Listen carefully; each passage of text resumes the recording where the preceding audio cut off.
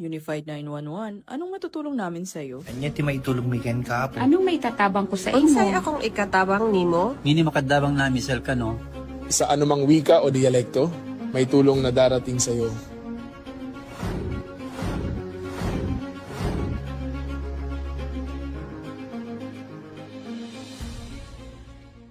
Lilingkod sa bawat Pilipino at magbibigay ng tamang impormasyon para sa tahimik at maayos na Pilipinas. Police News Network, alagad ng batas, tagapagtaguyod ng balitang pulis, sandigan ng mamamayan, patnubay ng katotohanan. La Campo Crame, maghahatid ng pinakahuling kaganapan at nagbabagang balita. Ito ang PNN Police News Network. At ngayon, ang inyong mga tagapagbalita. Ako ang inyong alagad ng batas, tagataguyod ng Balitang Pulis. Patrolwoman Resalie Umalay, maghahatid sa inyo ng tamang balita, kwento ng pulis at serbisyo para sa mamamayan. At ito ang PNP News Online, ang pangunahing balita ng Police News Network, alagad ng batas, tagataguyod ng Balitang Pulis.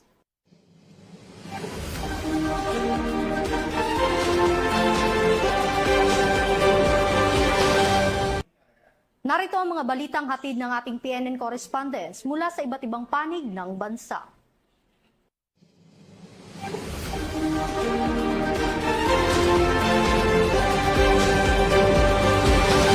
Matagumpay na naaresto ng mga tauhan ng Kalasyaw Municipal Police Station ang isang lalaki na itinuturing ng top 1 most wanted person sa antas ng municipal level noong Hulyo 20, 2026.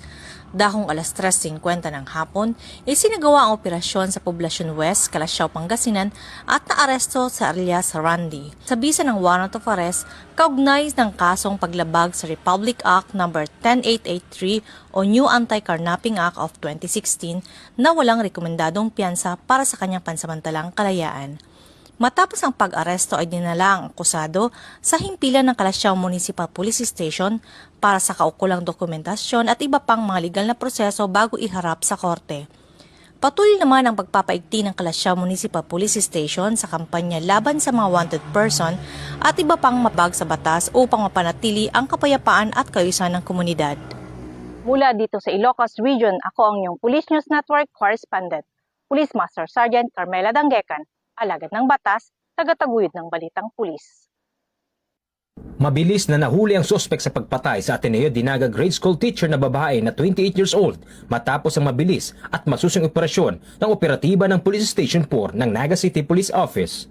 Naaresto ang suspek sa barangay San Cirillo, Pasacao, Camarines Sur matapos ang walang humpay na follow-up operation ng kapulisan ng Naga City Police Office. Matatandaan, nitong alas 6 ng gabi nitong nakarang Sabado nang matagpuan ang bangkay ng biktima sa ikalawang palapag ng kanyang bahay sa Decoms Bestanza, Barangay Pacul, Naga City.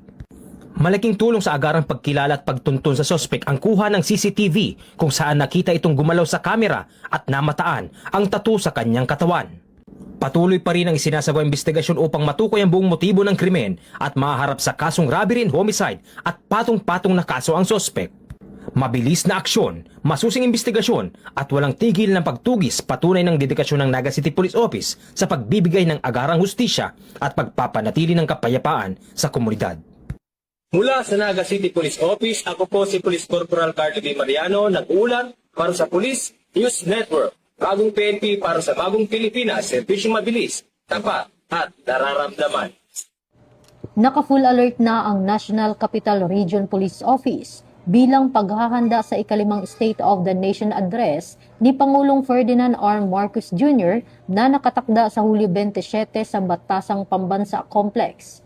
Ayon kay NCRPO Chief Police Major General Anthony Aberin, ipatutupad ang mas pinaigting na security measures simula alas 5 ng hapon sa Hulyo 24 upang matiyak ang ligtas, maayos at mapayapang pagdaraos ng naturang aktibidad.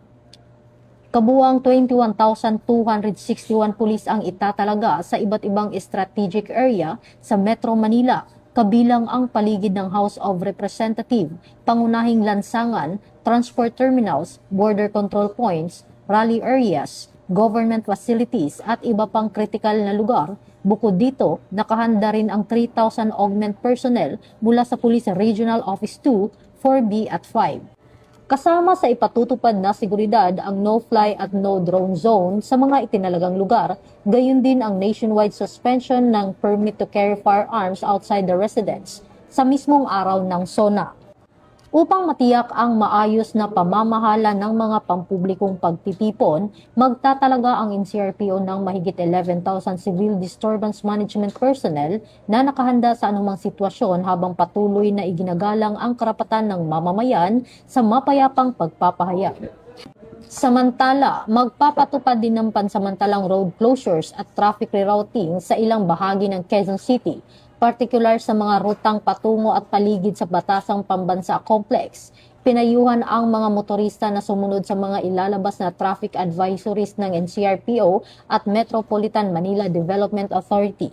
Tiniyak naman ng NCRPO na nakahanda ang kanilang mga tauhan at resources upang mapanatili ang seguridad hindi lamang sa SONA, kundi maging sa iba pang malalaking pagtitipon sa parehong araw. Kasabay nito, nananawagan ang Philippine National Police sa mga grupong magsasagawa ng mga kilos protesta na makipag-ugnayan sa mga otoridad, kumuha ng kinakailangang permit at tiyaking ligtas ang kanilang mga aktibidad. Ayon kay Chief PNP, Police General Jose Melencio C. Nartatis Jr., kinilala ng PNP ang karapatan ng bawat mamamayan na magpahayag ng saloobin, kasabay ng panawagan na makipagtulungan at igalang ang mga pulis na itinalaga para sa pagpapanatili ng kapayapaan at kaayusan. Patuloy namang hinihikayat ng PNP ang publiko na maging alerto, sumunod sa mga ipatutupad na seguridad at traffic measures at agad iulat ang anumang kahinahinalang aktibidad sa pinakamalapit na himpilan ng pulisya o sa 911 emergency hotline, alinsunod sa advokasya ng bagong PNP para sa bagong Pilipinas, serbisyong mabilis, tapat at nararamdaman. Mula dito sa Campo Crame, ako po ang inyong PNN correspondent, Patroluman Resali Umalay, nagbabalita para sa Police News Network. Alagad ng batas, tagataguyod ng balitang pulis. Ito ang bagong PNP para sa bagong Pilipinas, serbisyong mabilis, tapat at nararamdaman. Formal nang binuksan ng Philippine National Police ang 44th Asianapol Conference sa pamamagitan ng 15th Executive Committee meeting na ginanap sa Manila Marriott Hotel sa Pasay City. Pinangunahan ni Police Major General J.R. Kumigan, ang Director for Plans at Chairperson ng 15 EXCOM ang pagpupulong na dinaluhan ng mga kinatawan mula sa 10 Asianapol member countries. Tinalakay rito ang mga pangunahing isyong may kaugnayan sa pagpapalakas ng regional cooperation laban sa cybercrime, illegal drugs, human trafficking, online child exploitation, at iba pang transnational crimes. Isinagawa ang 44th Asianapol Conference mula July 22 hanggang July 26, 2026 sa temang United in Vision, Securing People and Strengthening Collaboration na layuning palakasin ang ugnayan at pagtutulungan ng mga law enforcement agencies sa ASEAN sa pagtugon sa mga umiiral at umuusbong na banta sa seguridad. Sa pag-host ng komperensya, muling pinagtitibay ng Philippine National Police ang pangako nitong isulong ang mas matibay na pandaigdigang kooperasyon laban sa krimen alinsunod sa PNP-focused agenda at sa adhikaing bagong PNP para sa bagong Pilipinas, serbisyong mabilis, tapat at nararamdaman. Mula dito sa National Headquarters ng Philippine National Police, ako si Patrolman Edwin Baris nagbabalita para sa Police News Network. Alagad ng batas, tagataguyod ng balitang pulis. Gandang araw, bagong Pilipinas. Narito po tayo ngayon sa Maluwagang Lapu-Lapu, Camp Brigadier General Rafael T. Crame, Quezon City, kung saan nagaganap ang isang bloodletting activity na pinangungunahan ng PICAG at Philippine Blood Center. Bilang bahagi ng pagdiriwang ng Police Community Relations Month, matagumpay na nagsagawa ang Police Community Affairs and Development Group sa pangunguna ni Police Colonel Luis E. Gisik, Chief CAD, sa ilalim ng superbisyon ni Police Brigadier General Vina H. Guzman, Director PICAG, katuwang ang Philippine Blood Center ng isang bloodletting activity ngayong Hulyo 23 taong kasalukuyan sa Bulwagang Lapu-Lapu, Camp Brigadier General Rafael T. Crame, Quezon City. Layunin ng aktibidad na makalikom ng sapat na supply ng dugo upang makatulong sa mga pasyenteng nangangailangan ng agarang blood transfusion habang isinusulong ang diwa ng malasakit, volunteerismo at paglilingkod sa komunidad.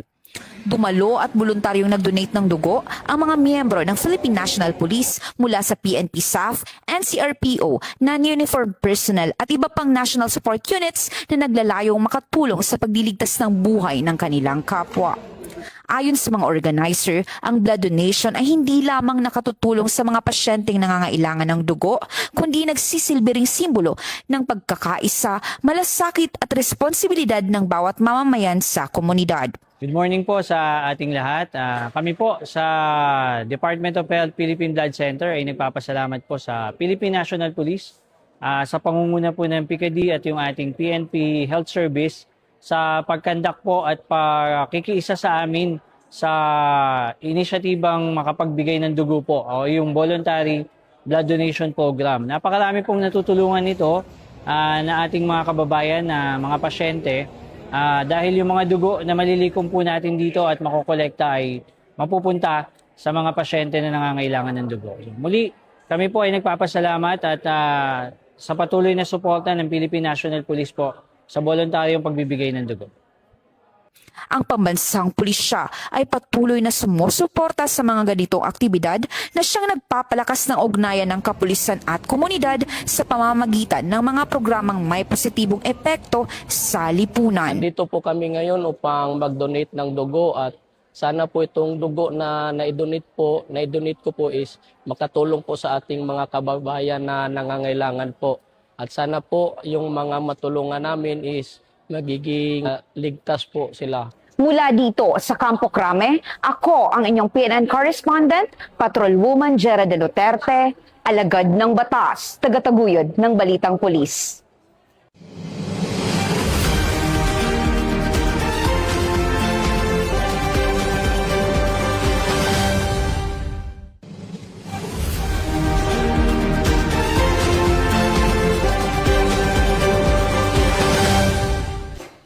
At yan ang mga balitang nakalap ng ating PNN correspondents mula Luzon, Visayas at Mindanao.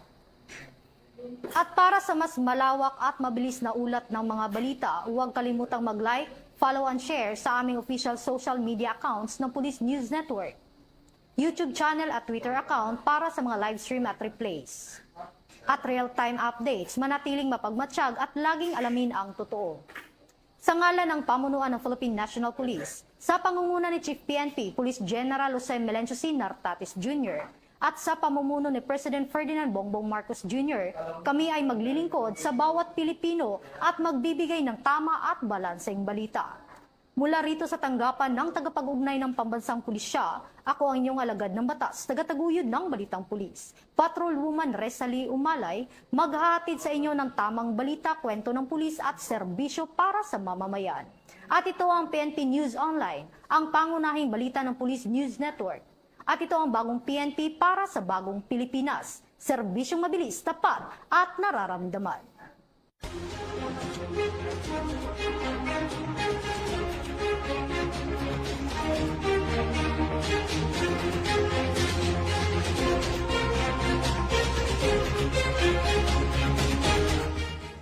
Police News Network, alagad ng batas, tagapagtaguyod ng balitang pulis.